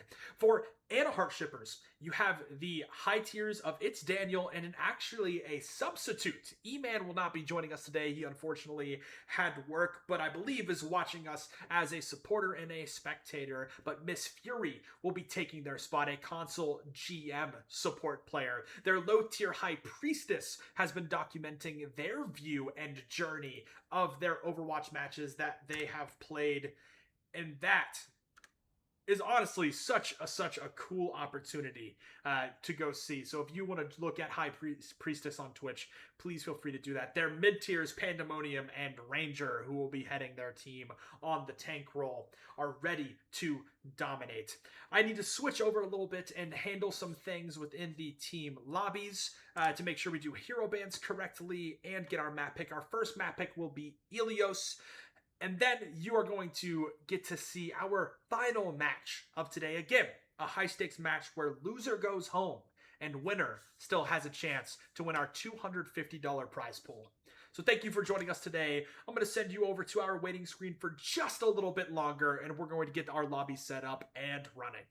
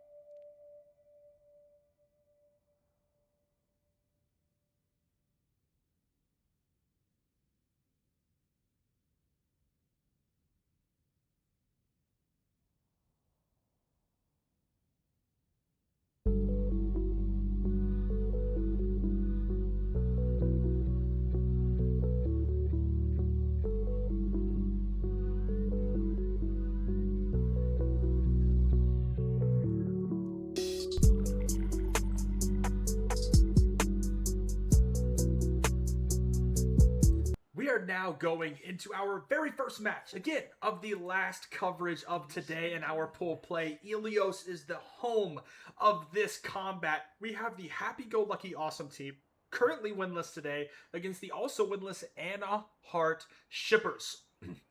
The great part about the team that you get to witness today is that there are mirror matchups across every single role. Mr. Happy Friend and Ranger, both mid-tier tank players specifically. It's Daniel, a high-tier DPS, is mirrored by Psychopomp, a other high-tier champ DPS player. The only difference you're going to see is a little more of the higher tiers on the support line for the happy-go-lucky awesome team, and the low-tier player Queen Bee in the backline for Anna Hart Shippers. Again, this is a high-stakes game. Whoever wins this is the one that is going to extend to the bracket tomorrow. Mauga and Zarya is immediately the first tanks that are being pulled out today. It's Daniel on the Sierra, double hit scan for the Happy Tree Friends.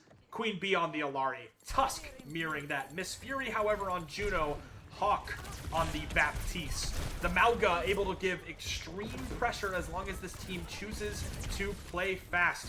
But we are walking aggressively. Ranger recognizing that we have a pretty strong off angle being taken. I have to compliment Anna Hart Shippers that they're covering a lot of the map right now. The Sierra set up on Lighthouse. Tusk and Psychopump playing together on this. Are they able to eliminate the Zarya? They can. Great peel from Happy Tree Friend, who takes out his counterpart in the front line. Psychopump taking out Pandemonium as well. The double hit scan hitting great shots for the happy-go-lucky awesome team.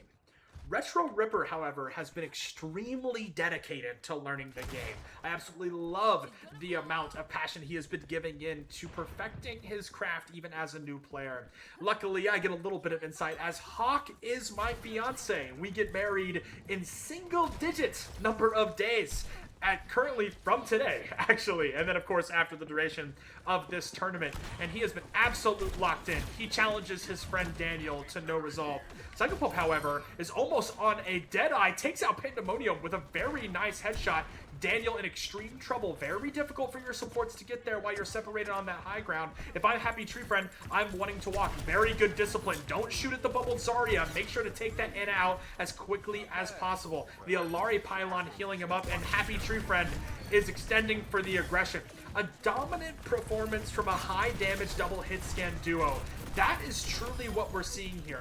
Even though Mauga can be an extremely suppressive force to deal with, it wouldn't surprise me if we see him banned on our map 2. Currently, the characters that are off the board, Mercy and Diva, are currently completely unavailable and unplayable.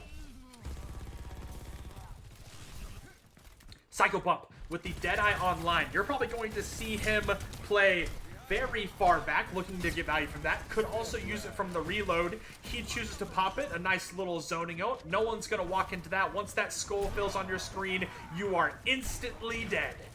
Happy Tree Friend, though, chooses, acknowledging the overextension there, will go in, does get antied. A nice counter swap from Miss Fury over to the over to the Anna, off to the Juno. Apologies, doing solo streams for 3 hours can get fairly exhausting.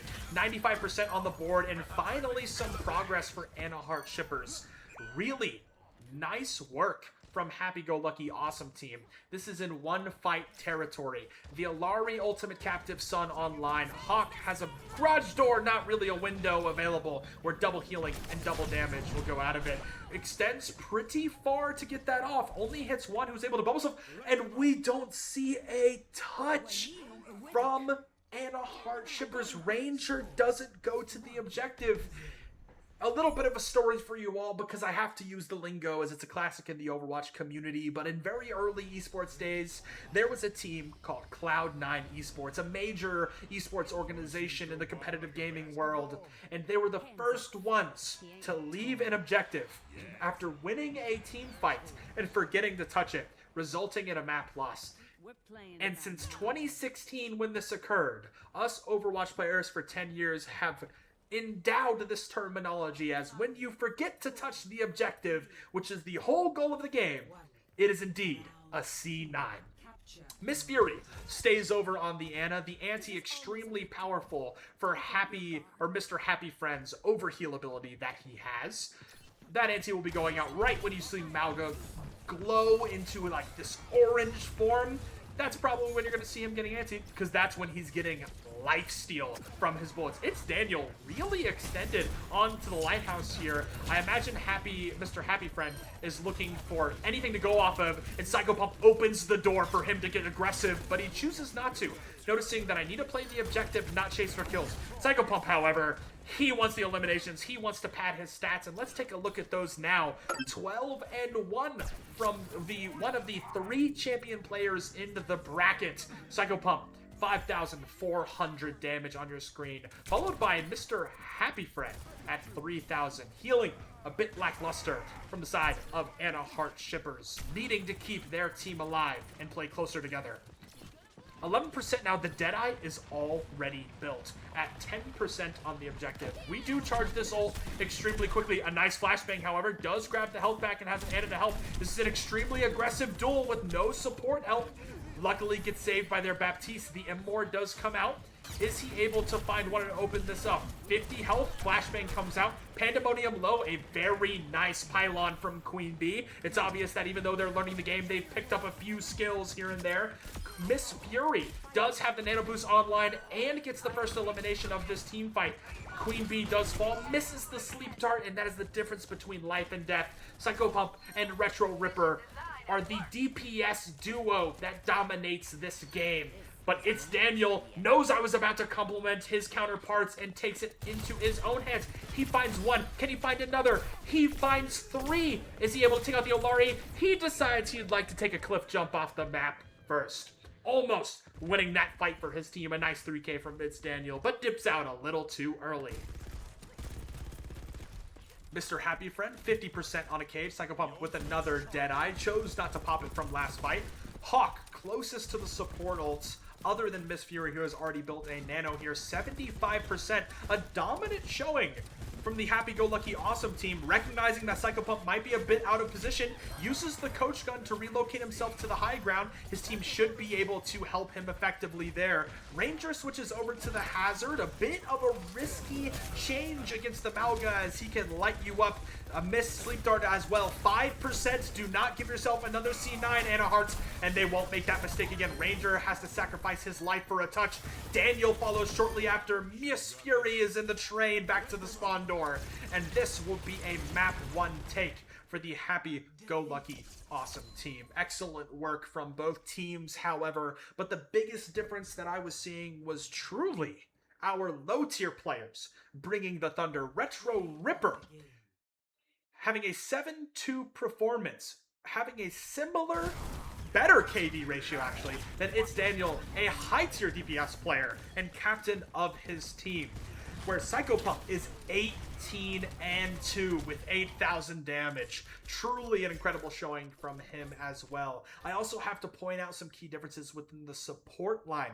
Only 4,000 healing from Miss Fury, where Tusk leads the lobby in healing with 4,800. Shockingly so, with the Ilari and Baptiste, though, is neither team has too much damage from their supports. In fact, from the support category, the one who ended that lobby with the most damage was actually Miss Fury, where occasionally she might need to be giving more resources to Ranger to deal with this very explosive Mauga. That was an absolute great first game that we were able to show you on Ilios. Map pick is going to go to Ana Heart Shippers, who again is playing for their lifeline in this tournament. Both teams being 2-0'd by the Nerd Emojis, who do have the wonderful chance to join us in chat today. Big shout out to them for their success in their pool play. But we will have a map pick from the Ana Heart Shippers, along with a new set of hero bands, likely some of which are going to target Mr. Happy Friend's Mauga, and possibly eliminating the Ana, whose nades was rather tricky during the match. Thank you all for being here. I'll put us on a small break as we discuss with the lobby on hero bands, as well as our new map pick, and this could be the last map of the broadcast. So stay tuned for hopefully an explosive and exciting conclusion.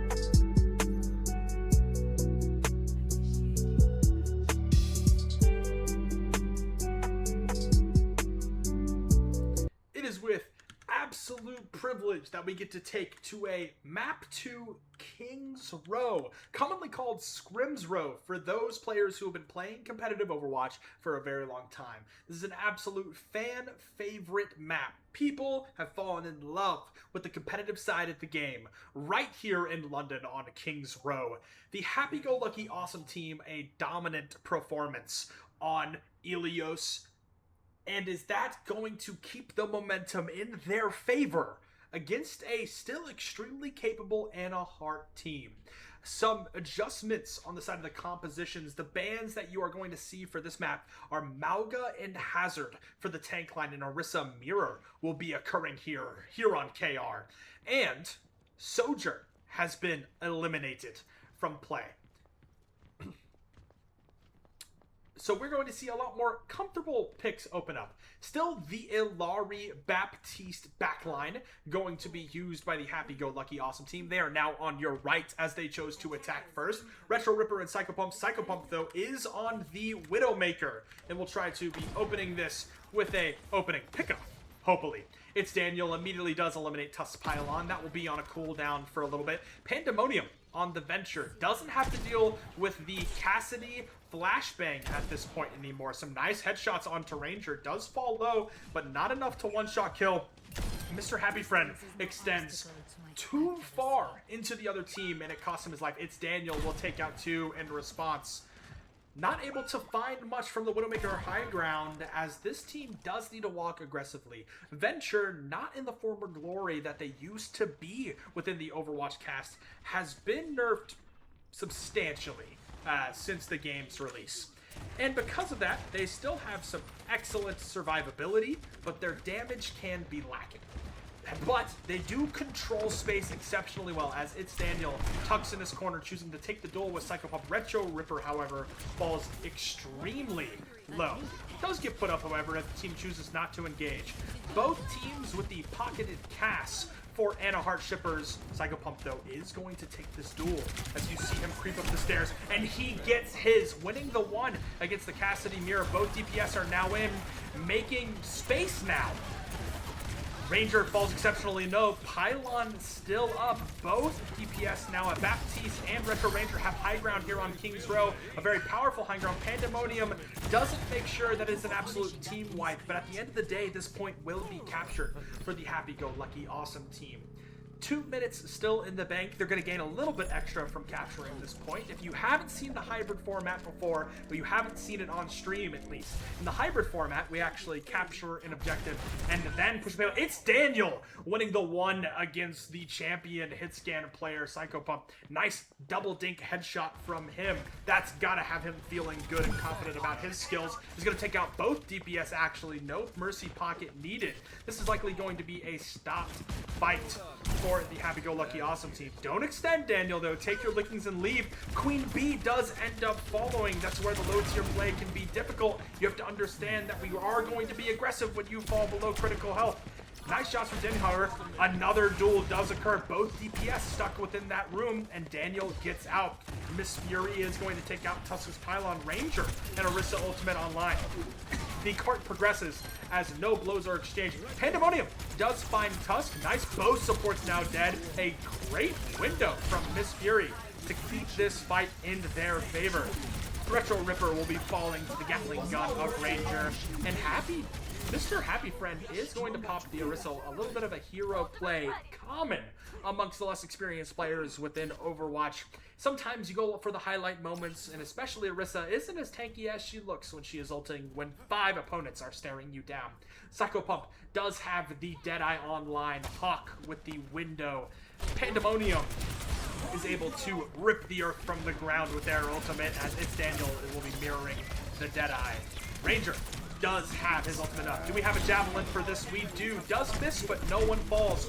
Extremely early immortality. Miss Fury and Hawk exchange both of those. Daniel, likely looking for something, does have the Mercy pocket, but the Mercy gets stuck. 2 begin to swing. Pandemonium does find Psycho Pump, however. A very nice kill. Costs them their life, however, as Mr. Happy Friend choosing not to extend this. It's Daniel is the aggressor, and point is right in front of him. Does end up falling, however. Retro Ripper gets out just in time as his health bar begins to descend.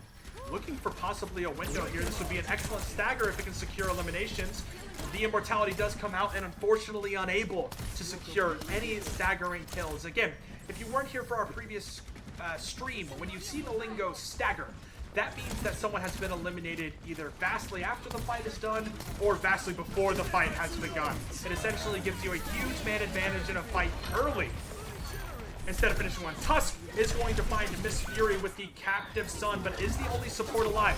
The damage is done, however. That ultimate should essentially be a DPS ult at its core. Any person that Tusk strikes with captive son, if they do a certain threshold of damage to that person, they explode. And it's enough damage to trigger all the other people near them that have also been marked by the same ultimate, creating a chain reaction that can be deadly for any team.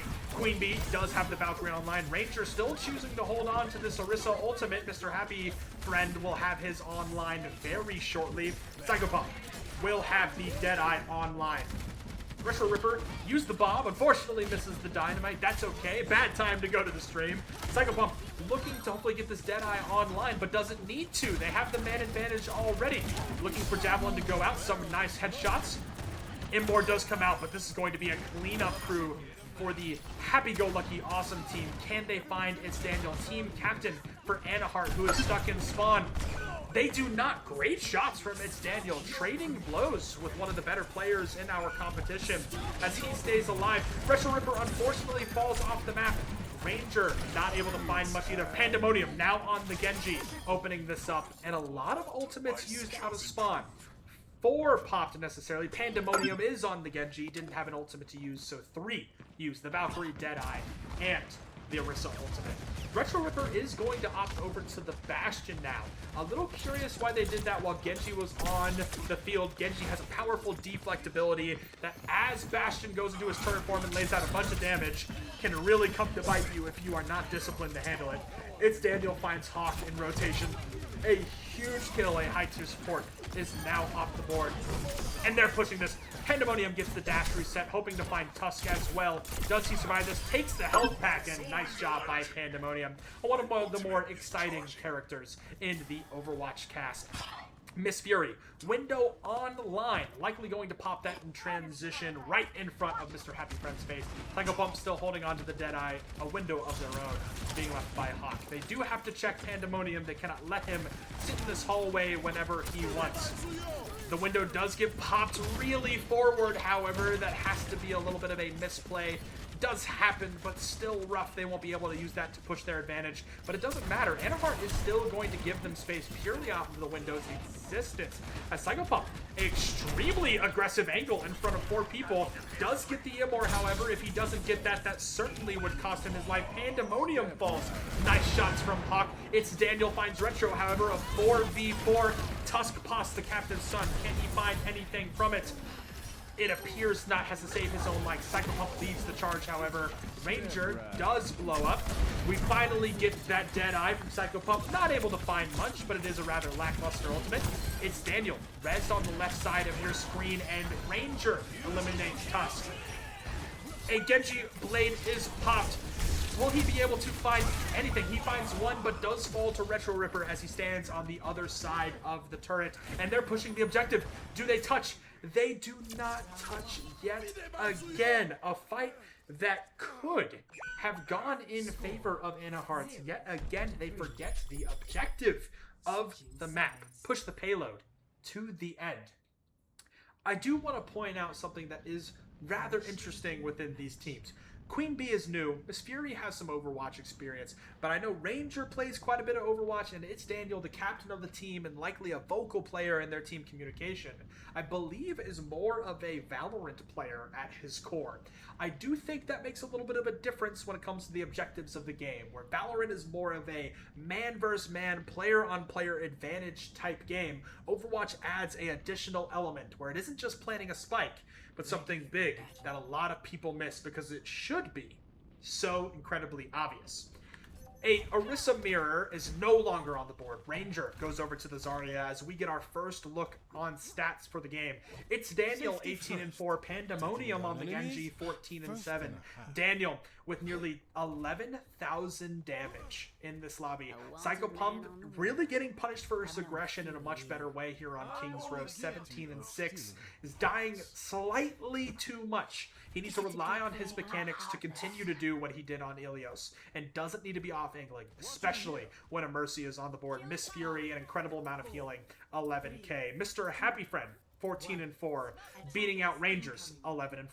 We are going into the second half as the happy-go-lucky awesome team has pushed the payload all the way to the other side. Ranger on the Zarya, opting to not hit the Zarya mirror, or opting to not hit the Orisa mirror, and I absolutely love this too. The bubbles will be enabling the Genji so much further than they were previously. Do not put him on an island against a Bastion, which now Psycho Pump is actually on the Bastion, relying on his mechanics to one of the best hit scan DPS in the entire game. It's Daniel, does fall, and Ranger right behind him as well. A really solid hold, no ultimates in use, and looks for something early, can't find it. We make our way back to spawn. Already 50% to another ultimate. The Baptiste Bastion combo is also incredibly powerful as he relocates to high ground using that sticky grenade that you just saw him use at his feet. Zarya needs to be exceptionally careful to save these bubbles. If they find themselves at the other end of a Bastion in turret form, without them, they can absolutely explode. Pandemonium back on the Genji, needs to contest this high ground, but it's Daniel with the Mercy pocketed. Is lurking to go up here, but Retro Ripper keeping him in check with an excellent position, by the way. It is very, very good on this map to control these high grounds and play passive. Ranger does immediately fall in. Immor goes out for Psycho Pump. Not able to find anything here as It's Daniel does take out Retro Ripper. Will the Mercy fall? No, Pandemonium will eliminate them before Queen Bee can be eliminated. A res on It's Daniel does go out. Tusk and Mr. Happy Friend are the only ones alive to contest this objective.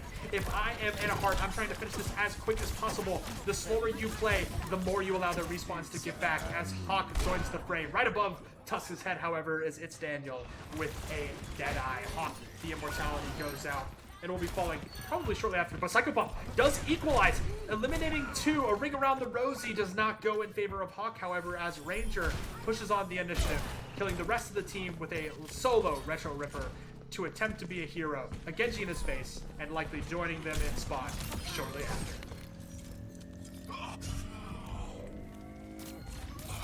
Only a 30-second difference between the cap times of Anahart and the cap time of the happy-go-lucky awesome team.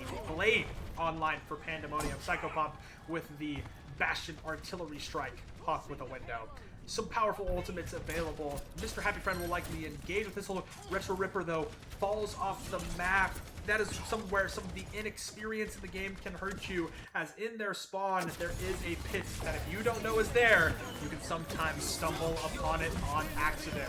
A nice combo with the Orisa ult and the artillery strike from the Bastion will find It's Daniel, and not in a safe place to be resable. Mr. Happy Friend needs to be careful not to let his health bar hit to 0, but it will not. Pandemonium will be eliminating Hawk, however. We cannot have our tank die in this. If he dies, that gives an option. Hero Blade by Pandemonium. Will it be enough to try to secure kills for their team? He will be falling. Some very nice shots from Mr. Happy Friend and Psycho Pump. They will be stabilizing here on the second part. Tusk is going to pop the Captive Sun, looking for the staggers here. Does end up clicking a few on It's Daniel here, but Mr. Happy Friend overextends and will be paying the price for it. Retro Ripper attempting to take this duel, does have the pylon. Immor has to be used for his positioning mistake, and they are pushing the aggression now. Anahart looking for whatever they can find. Ranger now has the Graviton online. No Immor in place. Tusk will definitely be losing to that ultimate ability. Psycho Pump, however, the aggressive angles he absolutely loves to take. He's on one of them right now. Mr. Happy Friends finds Queen Bee, who had to res Miss Fury. He will pay the price of the absolute dangerous flank that he went on. But Retro Ripper is alive with the bomb. One of my favorite DPS ults in the entire game. And Pandemonium has found his groove, however. This Genji is an absolute threat to society, as he is able to secure 1 to 2 picks every single fight. The Juno ult, excellent. Bomb does go in. Could be melted in the Juno ult as Mr. Happy Friend is immediately eliminated. Ranger walks with it. The bomb is behind him, absolutely shredding him. And he does die to it, however. They are able to contest if they choose to. No bodies are close enough. Queen Bee gets the res on Ranger. And there are 3 minutes and 20 seconds on the second half of the escort portion to KR. 19 seconds in the time bank for the happy-go-lucky awesome team. Queen Bee has the Valkyrie online, and Mr. Happy Friend will have the Orisa ultimate available. But that is all you're going to see across the board here. It's Daniel earns himself the right to say it's high noon, and will likely be ripping it in this fight as well. Both teams playing our favorite little Overwatch footsies, and Retro Ripper, again, this aggressive angle. Pandemonium is doing an excellent job challenging these, is getting aggressive, goes to the back line, nice headshots on Tusk. Hawk is going to fall as well. No supports for the happy-go-lucky awesome team. Mr. Happy Friend has to find something, and Psycho Pump is alive though. Can he make this happen for him? His health bar is extremely low as Retro Ripper actually switch over to the Bastion. At this point, Tusk coming out of spawn will be able to help his champion DPS player Psycho Pump as we get a slight bit of cart progress for the Anahart shippers. 2 minutes left on the time bank, but respawns are available.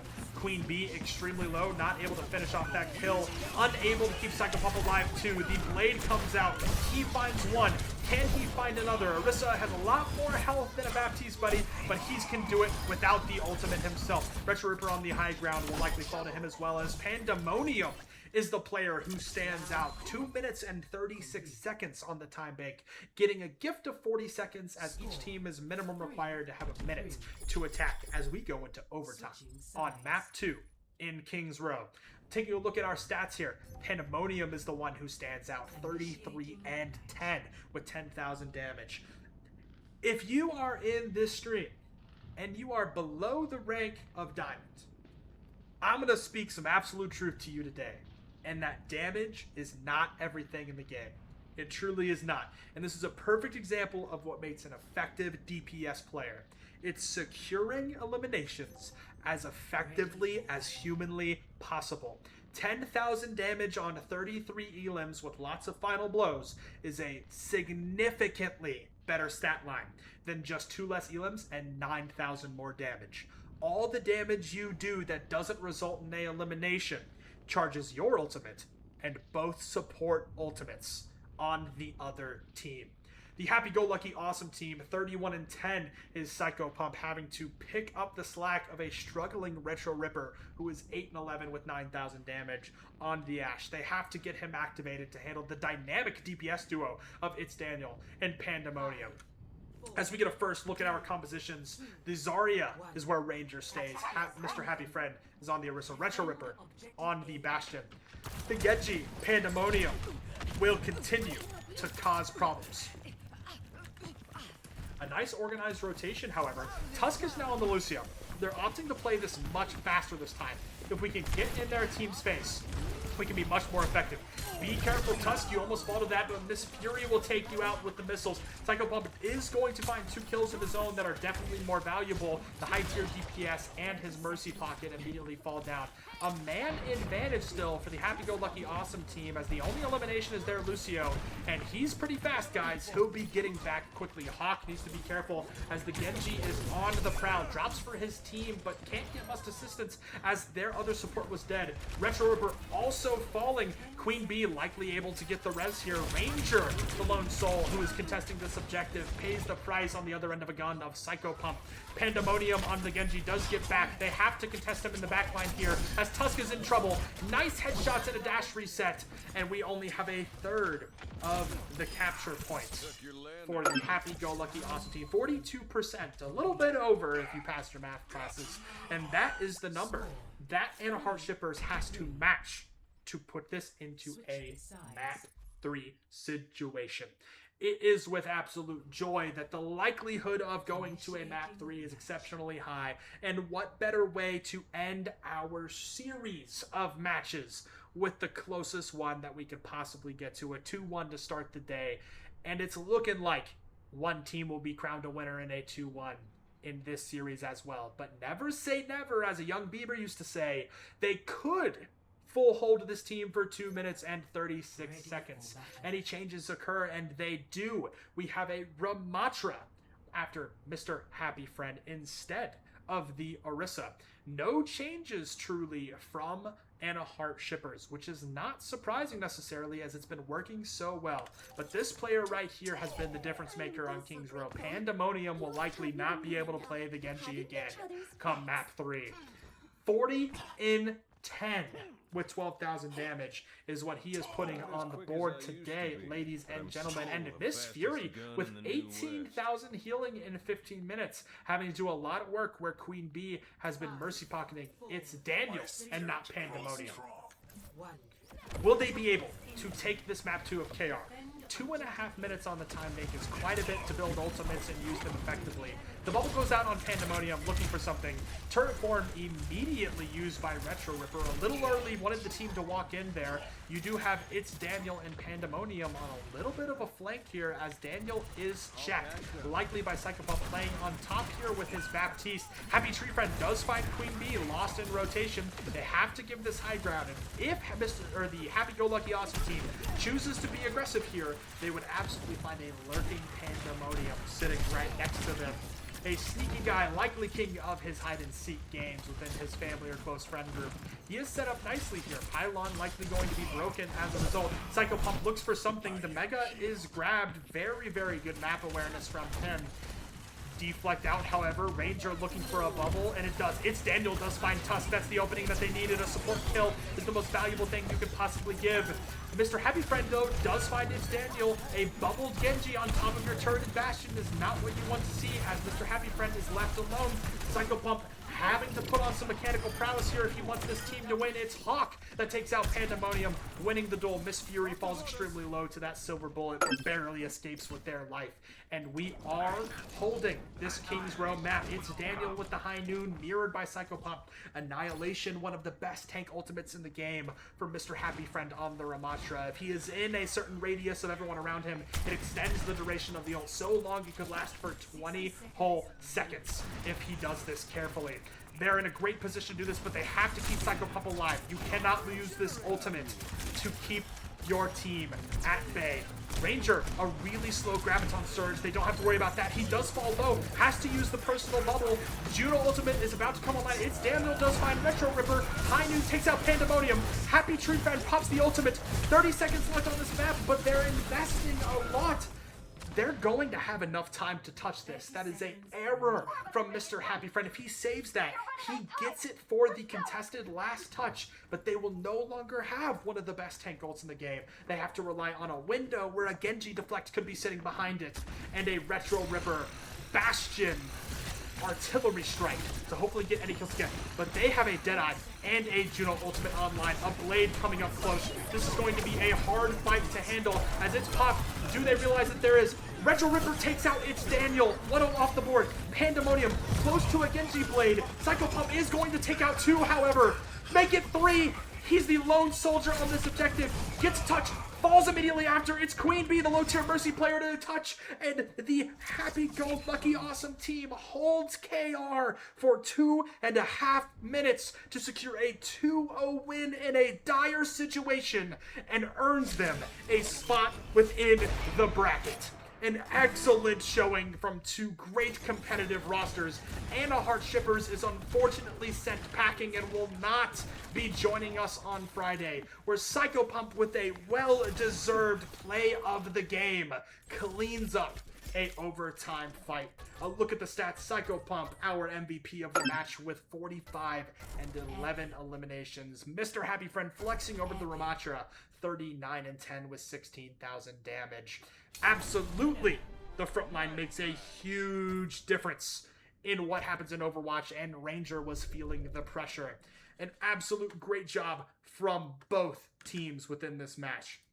And that is going to conclude our coverage for today. On Friday, aka tomorrow, 6 o'clock Central Time, you should join us for our bracket play. The top 6 teams from the tournament. We'll be prioritizing the ones you didn't see today, one of which I can nearly guarantee will be streamed in round 2, as they earned a bye and have been dominating their pool. The nerd emojis, shout out to them. We are waiting on results from the other matches before we release our final bracket within our Discord, but stay tuned for an announcement tonight in there. A 2-0 victory for the happy-go-lucky awesome team, holding for 2.5 minutes on King's Row.